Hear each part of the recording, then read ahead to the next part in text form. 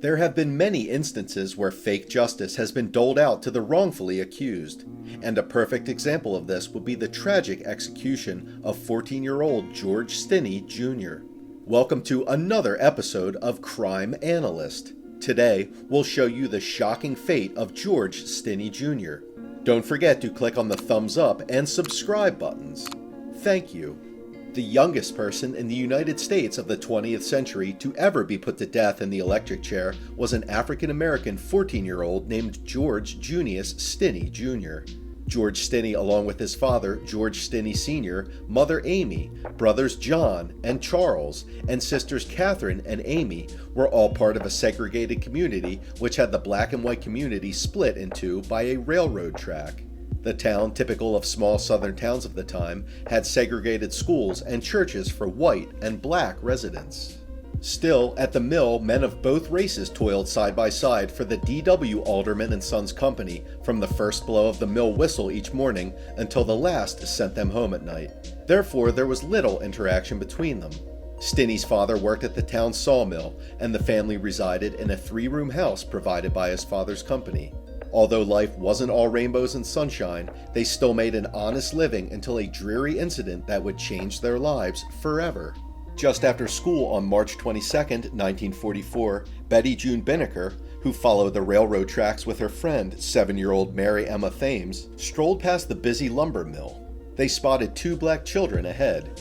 George Stinney Jr., a 7th grader, had taken his family's cow out to graze with his little sister, Amy. Betty June and Mary Emma paused near them, asking where to find maypops, a rural name for the purple passion flower. George and Amy didn't know, so the girls went on their way and were still on the quest they set out for. However, this encounter was the beginning of a series of events that would bring about a great tragedy in the Stinney family. Later, the girls would be reported missing, and a search ensued with both parts of town helping in the search for the 2 lost girls. George told his parents that he and Amy had seen them earlier, and he left with his father to join the search parties. With darkness covering Alcolu, nobody could find them. As sunlight swelled above the tree line the following day, George Burke Sr., one of the big bosses at the lumber mill, led a search party as they continued their work. His group found the girls. They were dead in a soggy ditch on property he owned. When Dr. Asbury Cecil Bozard examined their bodies, there was no clear sign of a struggle, but both girls had met violent deaths involving multiple head injuries. Thames had a hole bored straight through her forehead into her skull, along with a 2-inch-long cut above her right eyebrow. Meanwhile, Binnicker had suffered at least 7 blows to the head. It was later noted that the back of her skull was nothing but a mass of crushed bones. Bozard concluded that Binnicker and Thames had wounds that were likely caused by a round instrument about the size of the head of a hammer. A rumor floated around town that the girls had made a stop at a prominent white family's home on the same day of their murder, but this was never confirmed, and the police certainly didn't seem to be looking for a white killer. When Clarendon County Police learned from a witness that Binnicker and Thames were seen talking to Stinney, they went to his home. There, George Stinney Jr. and his older brother John were arrested on suspicion of murdering the girls.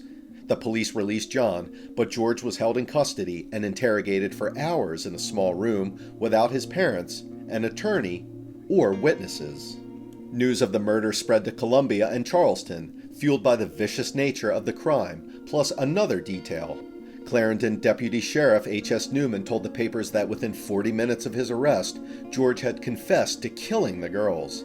He added that George fatally struck them after they resisted his sexual advances. When they threatened to tell their parents, George picked up a foot-long railroad trestle spike and attacked the younger girl first, bashing her several times on the head before turning his weapon on the other. After confessing, Newman said, George led officers to the spot in the woods where he had hidden the spike. According to the handwritten statement by Deputy Sheriff H.S. Newman, it stated, "I arrested a boy by the name of George Stinney. He then made a confession and told me where to find a piece of iron, about 15 inches, where he said he put it in a ditch about 6 feet from the bicycle." Following Stinney's arrest, Newman refused to reveal where George was detained as talk of lynching the boy swirled around. Not even George's parents knew where he was. His father was fired from his job at the local sawmill, and the Stinney family had to vacate their company housing immediately after being run out of town by a lynching mob. The family feared for their safety. The entire proceeding against Stinney, including jury selection, took place on April 24, 1944. Stinney's court-appointed counsel was Charles Plowden, a tax commissioner campaigning for election to local office. Plowden did not challenge the 3 police officers who testified that Stinney confessed to the 2 murders. He didn't challenge the prosecution's presentation of 2 different versions of Stinney's verbal confession. In one version, Stinney was attacked by the girls after he tried to help one girl who had fallen in the ditch, and he killed them in self-defense. In the other version, he had followed the girls, first attacking Mary Emma and then Betty June. Other than the testimony of the 3 police officers at trial, prosecutors called 3 witnesses: Reverend Francis Batson, who discovered the bodies of the 2 girls, and the 2 doctors who performed the post-mortem examination.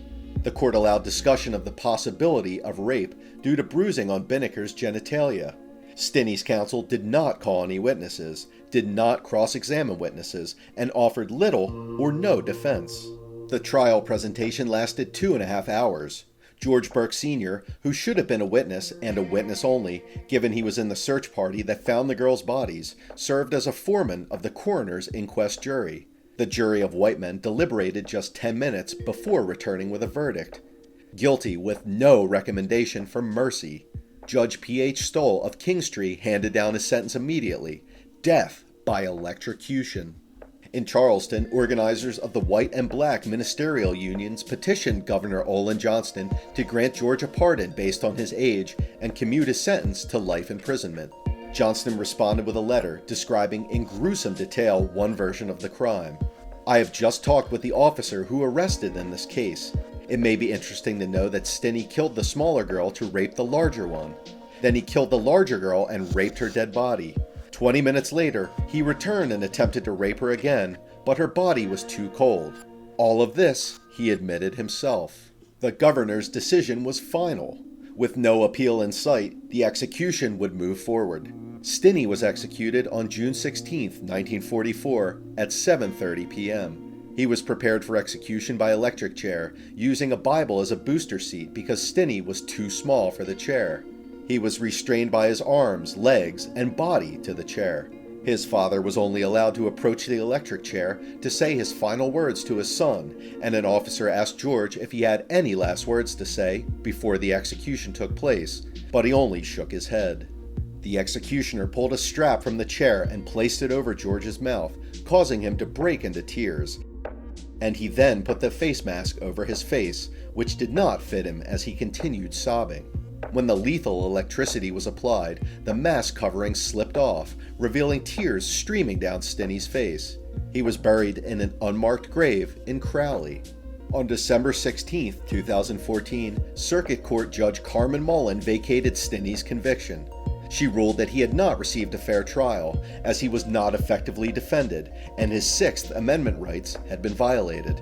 Since Stinney's exoneration, George Burke Jr., the son of a wealthy white businessman, George Burke Sr., has been the subject of speculation as a possible suspect for the murders. Although he was found innocent, the ruling was 70 years too late, as the boy had already been judged and killed for a crime he didn't commit. That's all for today. If you have any thoughts on today's video, you can always leave them in the comments section. Don't forget to leave a like and share it with your friends. You can also subscribe to the channel to get updates on new videos that might interest you.